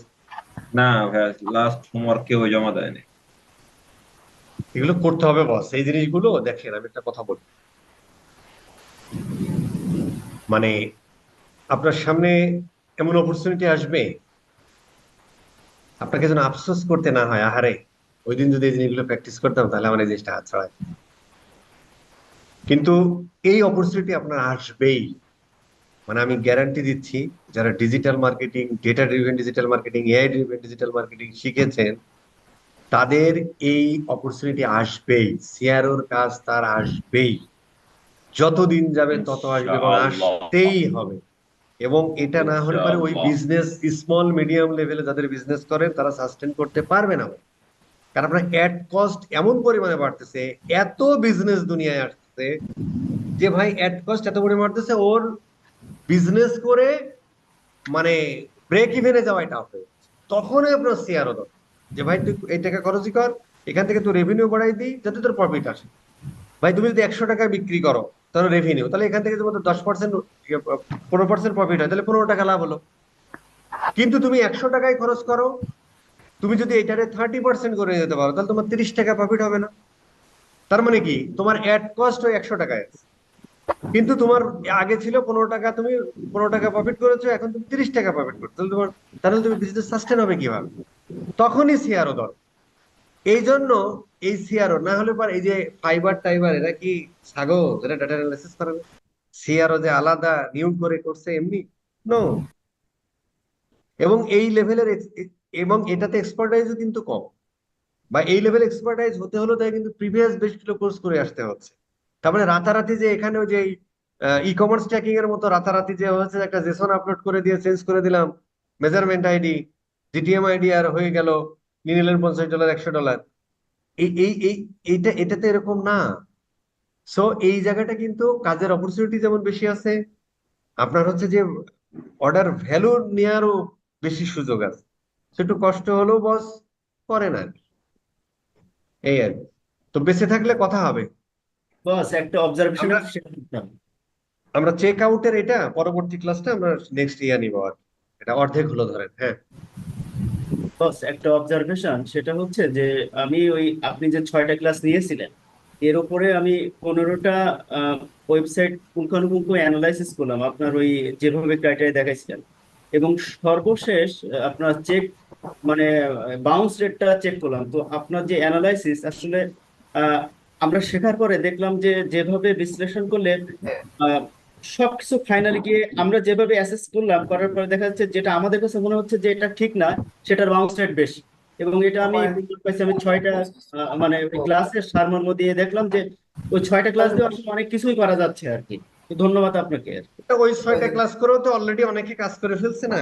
জি জি। বাট আমরা কিন্তু যেমন ধরেন এখনো কিন্তু আমরা হাইপোথিসিস পর্যায়ে আছে। ওই যদি আমরা সিআরও প্রসেসে যাই, আমরা যদি সিআরও প্রসেসে যাই, প্রথম ক্লাস শুরু করতেছে স্টুপিডের মতো শুরু করতেছে চিল্লাচিল্লি, ভাই ভালো না লাগলে চলে যান। আমরা প্রথম ক্লাসে যে প্রথম ক্লাসটা কোনটা ছিল ভাই? কি রে ভাই, সিআরও ডকুমেন্ট কি হারা গেল না? আমরা প্রথম ক্লাসে যে বলেছিলাম না যে আমাদের ইয়াটা ছিল 1 নম্বর, এই যে 1 নম্বর, আমরা যে বলেছিলাম যে ওখানে আমরা কিন্তু এখন পর্যন্ত যে কাজটা করতেছি দেখেন, আমরা কিন্তু সিআরওর এই জায়গাটা আসছি। আমরা এখন পর্যন্ত রিসার্চ এন্ড হাইপোথিসিস বানাচ্ছি, যে ভাই রিসার্চ করতেছি তোমার এই অবস্থানে আছে, অ্যাকর্ডিং টু স্ট্যান্ডার্ড তোমার এই করলে পারতে পারে, হাইপোথিসিস। এবং সেটা ডেভেলপার ধরো ডেভেলপ করে দিচ্ছে, এরপরে টেস্ট হবে, ঠিক আছে, দেন আবার অ্যানালাইসিস হবে। এই জায়গাটা এসে আমরা কি করব? আমরা আমরা এখন হাইপোথিসিস অনুযায়ী এই পর্যন্ত ইমপ্লিমেন্ট করে ফেলবো, দেন আমরা ডেটা অ্যানালাইসিস শুরু করব।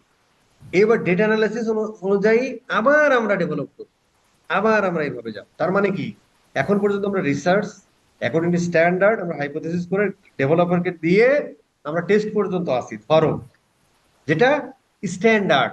এরপর আমরা দেখবো যে স্ট্যান্ডার্ডেও কাজ করে কি না করে। এবার কথা বলবে ডাটা, ভাই আমরা এরকম করছিলাম, ডাটা বলতেছে ভিন্ন, তাহলে ওই ডেটা অনুযায়ী আমরা পরবর্তী চেঞ্জ করবো। এটা হচ্ছে যে আমাদের হয়তো এর পরবর্তী পরবর্তী পরবর্তী ক্লাসে যে মানে নেক্সট টু নেক্সট ক্লাসে যে হচ্ছে যে তোমার ইয়া হবে।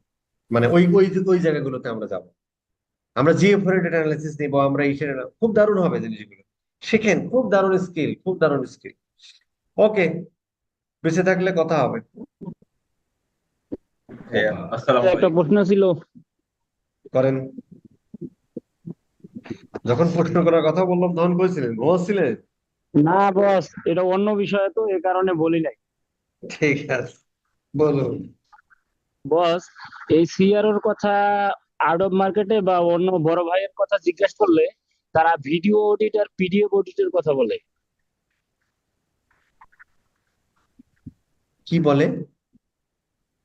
বলে যে ভিডিও অডিট আর পিডিএফ অডিট, মানে কোন 10 মিনিটের বা 15 মিনিটের ভিডিও দিবে, সেই ভিডিওটা অডিট করার লাগবে। আমি বললাম এটা হিট থেকে যে না, মানে শোনার জন্য এটা বুঝিনি। আপনারা কেউ বুঝছেন ভাই সে কি বলতে চেয়েছে? বোঝা যায় নাই ওনার কিছু। কথা কেটে গেছে। না ভাই, কথা তো স্পষ্ট ভাবে বুঝতে পারি না কোশ্চেনটা।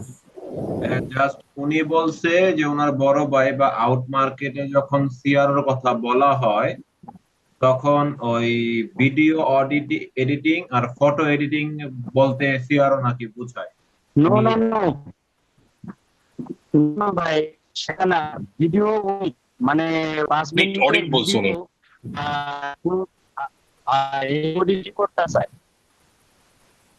ওইটা মনে হয় আপনার বড় ভাই ভিডিও ফানেলিং এর কথা কিছু বলছে আর কি।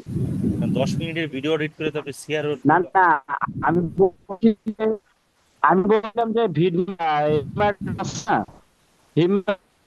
এই যে মাইক্রোসফট গ্যালারি যে হিটম্যাপটা আছে, সেখানে যে ইউজার কি বিহেভিয়ার করে সেখানে একটা ভিডিও রেকর্ডিং, আমি সেটা করে বলছিলাম কথা সেটাই, কিন্তু আমি ক্লিয়ার ভাবে বুঝতে পারিনি তো। ও আচ্ছা, হিটম্যাপে তো আমরা মনে হয় এখনো যাই নাই।